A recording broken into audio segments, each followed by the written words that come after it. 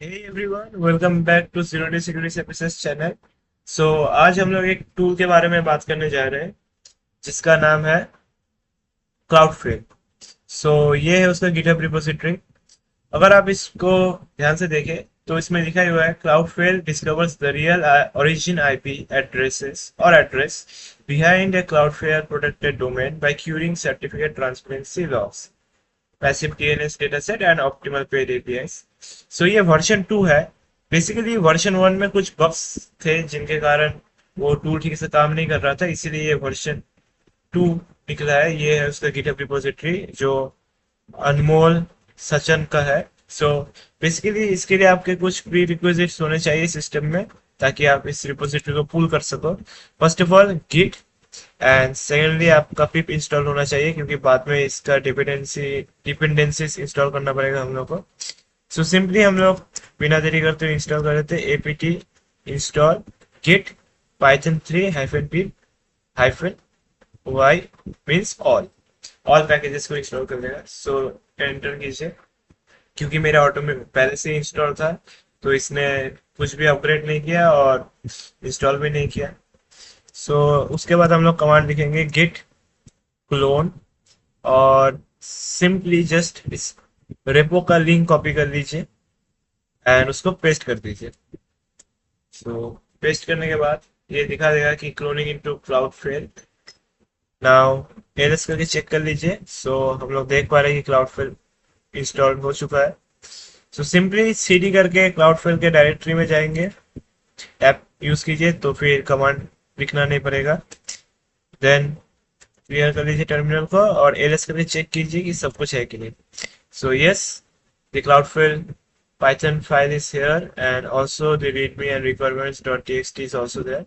हम लोग क्या करेंगे, अब पिप के थ्रू हम लोग इंस्टॉल कर लेंगे जितने भी डिपेंडेंसीज है requirement.txt के थ्रू से। कमांड है pip install -r requirement.txt, और इसके लिए एक और छोटा सा कमांड ऐड करना पड़ेगा, hyphen hyphen break hyphen system hyphen packages. ये थोड़ा सा मतलब ब्रेक कर देता है आपके सिस्टम पैकेजेस को, but it is safe to use. अगर आपके ऊपर डिपेंड करता है कि आप क्या इंस्टॉल कर रहे हो या फिर क्या यूज कर रहे हो। रिक्वायरमेंट ऑलरेडी सेटिस्फाइड क्योंकि मैंने प्रीवियसली इसको यूज किया था। Again clear the terminal. अब अगर मैं एक सैम्पल वेबसाइट ले लेता हूँ, जैसे कि जो टेस्टिंग वेबसाइट है जैसे टेस्ट PHP वन हब या वन वेब था शायद, हाँ एक्वेंटिक्स वन वेब। इसका हम लोग डोमेन नेम देख लेते हैं, testphp.1web.com। कुछ नहीं, हम लोग क्या करेंगे, पाइथन -m देन क्लाउडफ्रेम टाइप कर लीजिए। ओके, इसमें एक और डायरेक्टरी के अंदर हम लोग को जाना पड़ेगा, cd cloudframe ls। Oh no no no, ये नहीं है, सॉरी पाइथन -m क्लाउडफ्रेम। उसके बाद हम लोग -t यूज करेंगे, -t फॉर टारगेट। टारगेट हम लोग इसी को ले लेते हैं, टेस्ट php.1 क्या था एक बार देख लेते हैं, one web. Okay, vuln oneweb.com।